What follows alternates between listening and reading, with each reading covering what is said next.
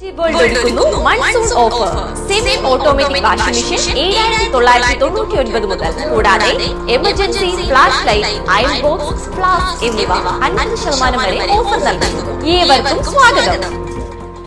മുസ്ലിം league Mullurkara panchayat കമ്മിറ്റിയുടെ നേതൃത്വത്തിൽ AC Ahmed Sahib പ്രതിഭാ പുരസ്കാര വിതരണം സംഘടിപ്പിച്ചു.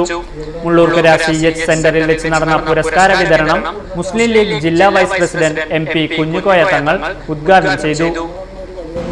രാജ്യത്തിന്റെ പൊതുവായ അവസ്ഥ അറിയാം.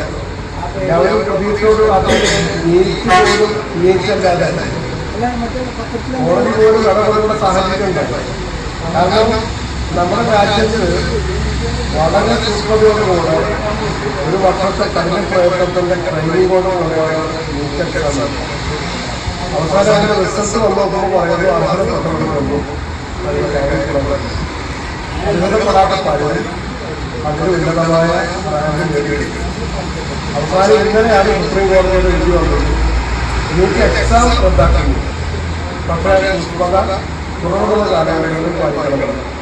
അത് പറയാൻ കാരണം നമ്മുടെ രാജ്യത്ത് തന്നെ നമുക്കറിയാം PSC ടെസ്റ്റ് എഴുതാത്ത ആളുള്ളതെങ്കിലുള്ള അറിയാം. ടെസ്റ്റ് എഴുതാൻ തന്നെ അദ്ദേഹം എത്തി വന്നപ്പോൾ ഒന്നും രണ്ട് പേരാണ്. അതൊക്കെയാണ് സ്വാധീനങ്ങൾക്ക് മാത്രമായി സമ്പത്തിനും സ്വാധീനത്തിനും മാത്രമായി വരുന്നു. ഈ കഠിന പ്രയത്നത്തിലൂടെ വിദ്യാഭ്യാസ നിലവാരത്തെ നമ്മുടെ സമൂഹത്തിൽ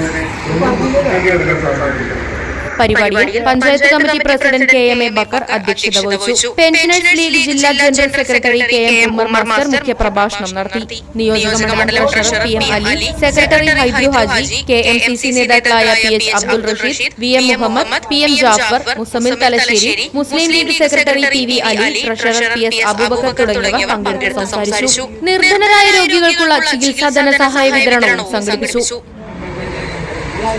അടുത്ത ഇലക്ഷനല്ലേ അവിടെ അതിന് അന്നെ കൊണ്ട് പ്രതികരിച്ചു, പിന്നെ അയാൾ പ്രതികരിച്ചു.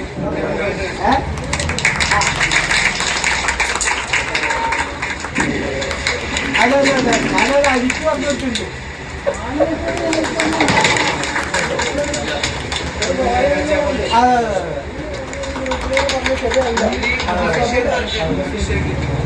ഇതിനിടെ വയനാട്ടിലെ പ്രളയബാധിതർക്ക് സഹായഹസ്തവുമായി എത്തിയ 5ാം ക്ലാസ്സുകാരി നിദ ഫാത്തിമ എന്ന കൊച്ചുമിടുക്കി ശ്രദ്ധേയായി. തന്റെ കാശ് കൊടുക്കുകയാണ് ഈ 10 വയസ്സുകാരി CH സെന്ററിൽ എത്തിച്ചത്. കൊച്ചുകുട്ടികളുടെ ഇത്തരം പ്രവർത്തനം സമൂഹത്തിന് മാതൃകയാണെന്ന് ഭാരവാഹികൾ പറഞ്ഞു. നജാസ് ബക്കർ, റനീഷ ദമ്പതികളുടെ മകളാണ് അറഫ സ്കൂളിലെ വിദ്യാർത്ഥിനിയായ Nida Fathima. Right vision news, Mullurkara. ഇങ്ങനെ പൊന്തുന്നില്ലേ?